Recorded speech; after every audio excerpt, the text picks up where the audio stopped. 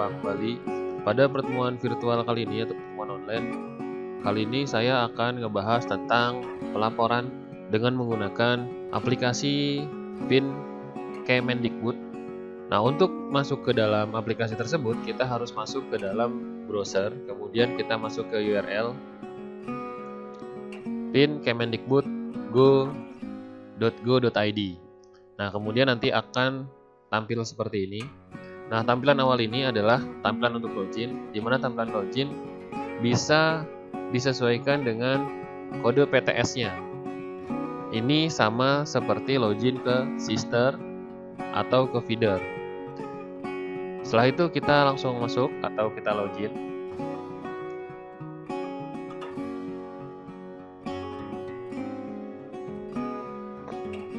Oke. Nah, setelah berhasil login, nanti setelah berhasil login, nanti kita akan dihadapkan dengan poin-poin seperti ini atau dengan tombol-tombol button seperti ini. Ada reservasi nomor ijazah, ada penomoran pemasangan nomor, sama arsip. Selanjutnya, pertama kali yang kita lakukan adalah reservasi nomor ijazah. Reservasi nomor ijazah adalah kita melihat mahasiswa kita yang sudah eligible atau tidak eligible. Kita dapat mengeceknya. Nah, pengecekan itu bisa berlangsung pada saat semester 6 atau setelah semester 6 berakhir kita bisa mengecek. Selanjutnya, ketika kita pilih poin pertama, reservasi tadi. Nah, kemudian di sini kita pilih dulu program studi yang ada di PTS kita. Kemudian kita pilih program studi mana yang akan kita cek eligible-nya. Saya ambil sampling di sini dari PTS kami, yaitu Teknik Kimia. Nah, selanjutnya setelah masuk pilih program studi, kita pilih tahun ijazah. Nah, kita sesuaikan dengan tahun ijazah, karena sekarang adalah tahun 2020, saya pilih tahun ijazah 2020. Kemudian, setelah pilih tahun ijazah, kita masuk ke periksa daftar calon lulusan. Nah, tadi yang saya bilang adalah pengecekan untuk eligible dan tidak eligible. Pada tampilan di sini ada dua tabel. Yang pertama adalah tabel mahasiswa eligible. Selanjutnya, yang di bawahnya adalah mahasiswa tidak eligible. Nah, untuk proses penomoran, kita cari dulu mahasiswanya. Di sini saya ada sampling 1604010001. Nah, jika ada, kemudian kita centang saja. Centang satu persatu. Karena ketika kita langsung centang semua di sini, nanti urutan eligible semuanya itu ada di sini. Baik dari tahun-tahun sebelumnya sampai tahun-tahun sesudahnya. Nah, otomatis saat untuk penomoran, kita harus cek satu-satu sesuai dengan nomor atau sesuai dengan mahasiswa yang akan lulus di tahun tersebut. Di sini saya cek 1604010001. Kemudian 02, 03, 04, 05, kemudian 06, kemudian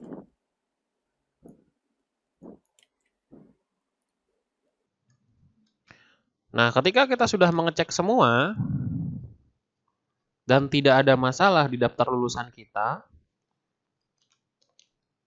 selanjutnya kita bisa proses nomor ijazah.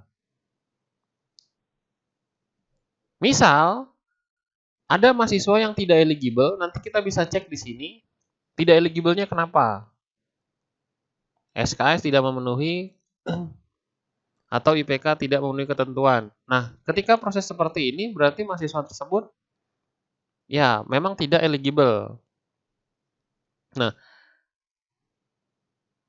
Jika sudah, kita langsung masuk ke proses penomoran ijazah. Kita langsung masuk lagi. Proses selanjutnya adalah daftar nomor ijazah. Tadi setelah saya cek sampling, di sini ada yang akan wisuda tahun sekarang di teknik kimia ada 6 orang. Nah, di sini tidak ada NIM-nya, dia hanya nomor dan nomor ijazah. Nah, setelah ini muncul, kita akhiri.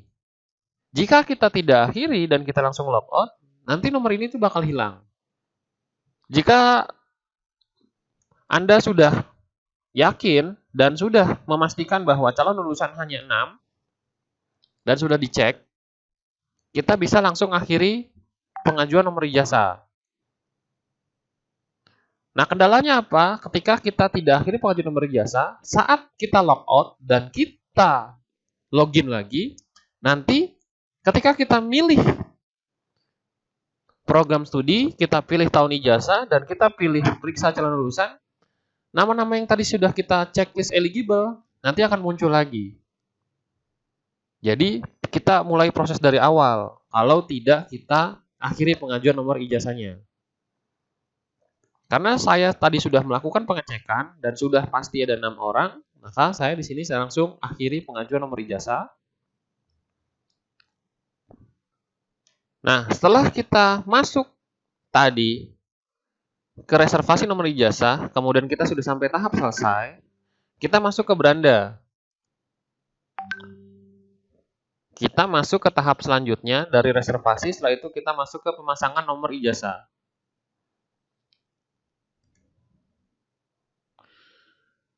Saat pemasangan nomor ijazah, nanti yang muncul adalah kita pilih prodi yang sudah kita pilih reservasinya di awal. Karena tadi kita samplingnya adalah teknik kimia, berarti yang bisa dibuka hanya teknik kimia. Dan yang lainnya belum dilakukan reservasi atau kita belum memilih data eligible dan tidak eligible-nya untuk masuk ke proses reservasi penomoran. Nah, karena di sini sampelnya hanya satu, berarti kita langsung masuk teknik kimia. Di sini, jika kita lihat ada undo file, kemudian ada lagi di sini adalah untuk upload file. Nah, di sini kemudian ada lagi tabel di mana unduh daftar lulusan dan unduh daftar nomor PIN. Maksudnya apa? Pertama kita buka dulu unduh file template. Nah, setelah saya unduh, nanti tampilannya akan seperti ini. Setelah saya unduh, maka file yang tadi saya unduh, template-nya adalah seperti ini. Ada NIM, ada PIN. NIM di sini adalah sampling, dan PIN di sini adalah sampling. Jadi kita hiraukan. Ya, jadi ini kita hiraukan. Jadi ini adalah template di mana nanti proses kita untuk upload. Nah, NIM ini kita dapat dari mana? Dan PIN ini kita dapat dari mana? Kita masuk lagi ke tampilan browser tadi. NIM kita ambil dari daftar, unduh daftar lulusan. Kita dapat memperoleh NIM dari sini. Oke? Nah, kita bisa lihat di sini file Excel yang pertama tadi kita unduh adalah ini, sampling atau template yang disediakan. Di sini adalah NIM-nya atau NIM yang akan lulus. Kemudian ini PIN-nya. Nah, NIM dapat dari mana dan PIN dapat dari mana, itu bisa kita download dari sini. Unduh daftar lulusan dan unduh daftar PIN.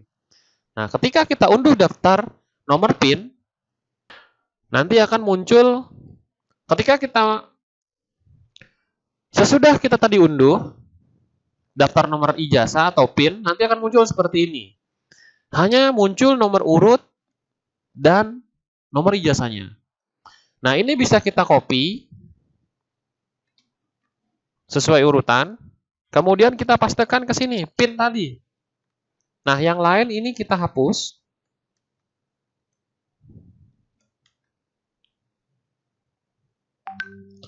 Nah, setelah itu NIM-nya.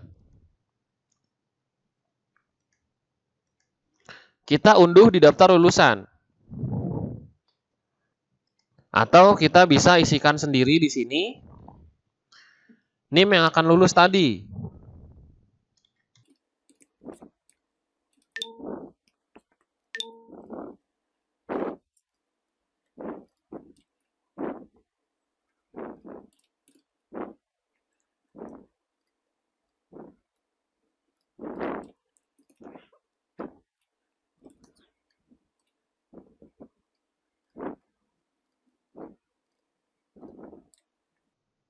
Ketika data tersebut sudah sinkron NIM dengan PIN, kita bisa save, kita bisa simpan. Kemudian kita langsung masuk lagi ke tampilan.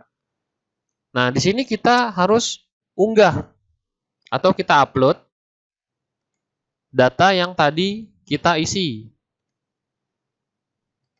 Atau data yang ini.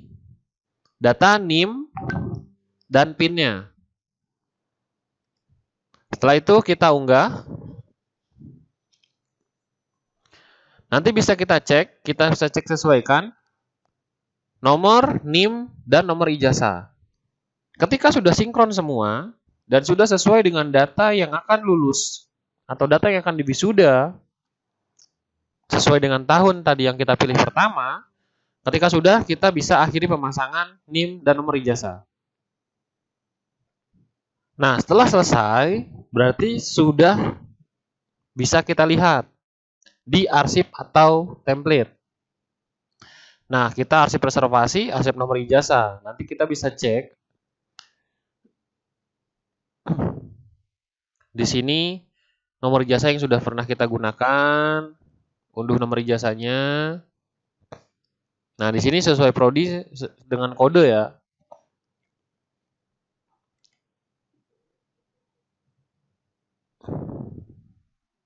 Nah, tadi ini yang baru, nomor 19. Nah, ini baru tadi punya saya. Yang baru saya unduh. Yang baru saya gunakan tadi. Kalau mau ngecek, kalian bisa diunduh. Nanti seperti ini tampilannya. Nah, jadi nanti sudah sinkron. Nomor NIM, nama. Kemudian nomor ijazahnya.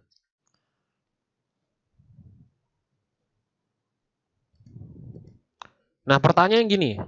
Ketika ada data yang tertinggal atau data yang harusnya lulus tahun 2020, harusnya lulus tahun sekarang, kemudian dia tidak eligible, lagi proses eligible. Nah, itu kita bisa lakukan reservasi nomor ijazah kembali dari awal tahapan yang tadi kita pilih. Kemudian nanti setelah itu kita selesaikan tahap sampai tahap terakhir yang tadi kita sudah masuk penomoran.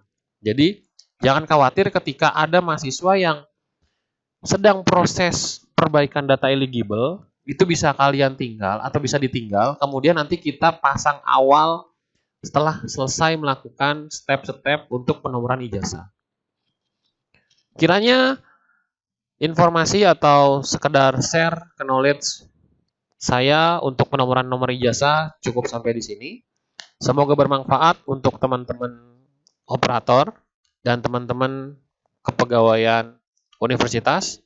Terima kasih, salam sukses. Semoga kita diberi keselamatan oleh Allah Subhanahu wa taala dan diberi kemudahan rezeki oleh Allah Subhanahu wa taala dan kita selalu dalam lindungan dan ridho Allah Subhanahu wa taala. Assalamualaikum warahmatullahi wabarakatuh.